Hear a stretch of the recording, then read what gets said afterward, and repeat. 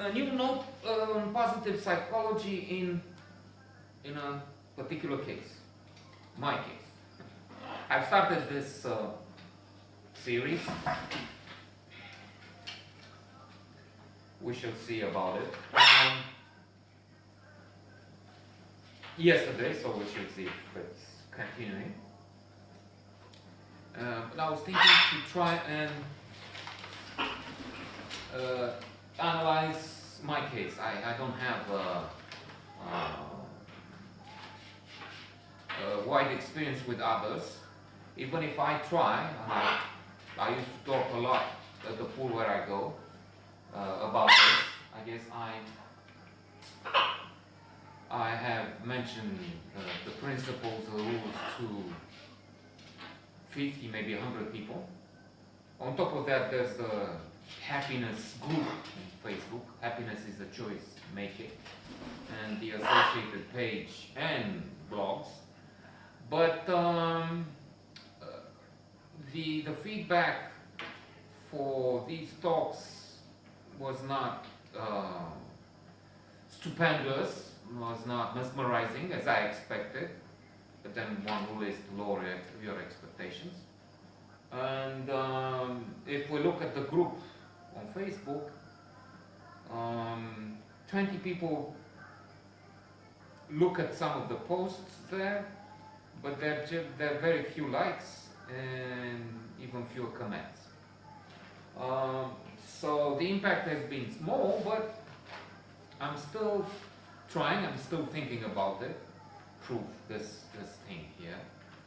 So this is a challenge that maybe talking to a machine, some bright idea will come, eureka. Alhamdulillah, ideas will be generated. Then it's true, this is an exercise which is good in itself because being aware of your happiness, which I am here now, increases your happiness. Being grateful, there you go, this is part of the exercise, can help.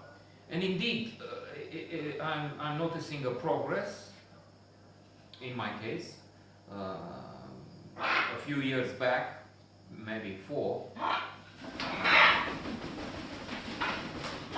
I would say in fact between 10 years ago and 4 years ago, I had a period of stress, of intense anger at times, frustration, depression at times. It's true, there was a lot of activity as you see it, and they are annoying at times. They represent the two sides of the coin. At times they're wonderful, they're resplendent, and a thing of beauty is a joy forever. And what else is more beautiful than this, or these? But at times, as you hear them, they can be annoying and loud. A period has been dedicated to these, this guy you don't see, a number of puppies, which have affected my positivity a lot, whatever there was then, and I became very negative. So positive psychology in my case helped. I am not contemplating nirvana on a regular basis every moment of the day, but it's definitely a progress. I know a few tricks, so to say, and I'm trying to share them with others, giving my personal example and mentioning books in other notes. Because, for instance, one thing is coping with adversity and trauma. And when they represent, if not trauma, adversity, I now know that I need to try and step back, take some measure before they destroy, I don't know, everything. And that's why we have this, when they're into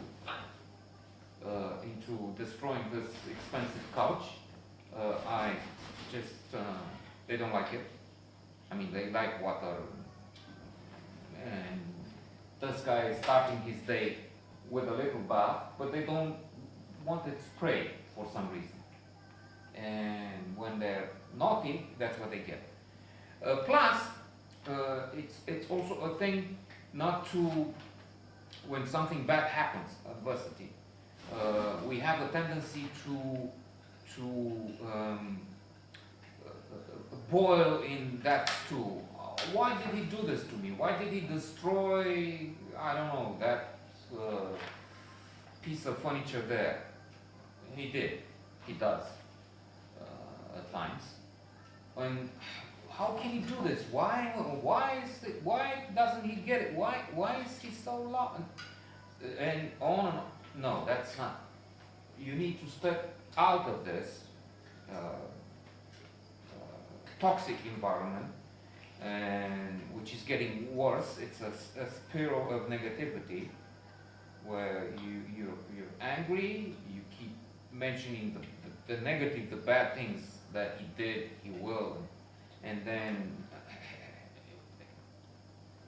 it's not. And not, as Stefan Klein says in The Science of Happiness, translated here as Formula Fericirii Humanitas, it looked for a while, psychologists thought you need to let steam off, to vent your anger and cry and shout even. No, it's not working. When you do that, you create, the brain has some pathways, connections between neurons, and you can, it's a very plastic thing, you can modify it, and at the end of reading a book, at the end of this note, we're different. I would be crazy on account of these guys, and I don't know about you, be laughing maybe. So it's not good to be negative. You need to get out for a walk, do something else, not think continuously on the problem.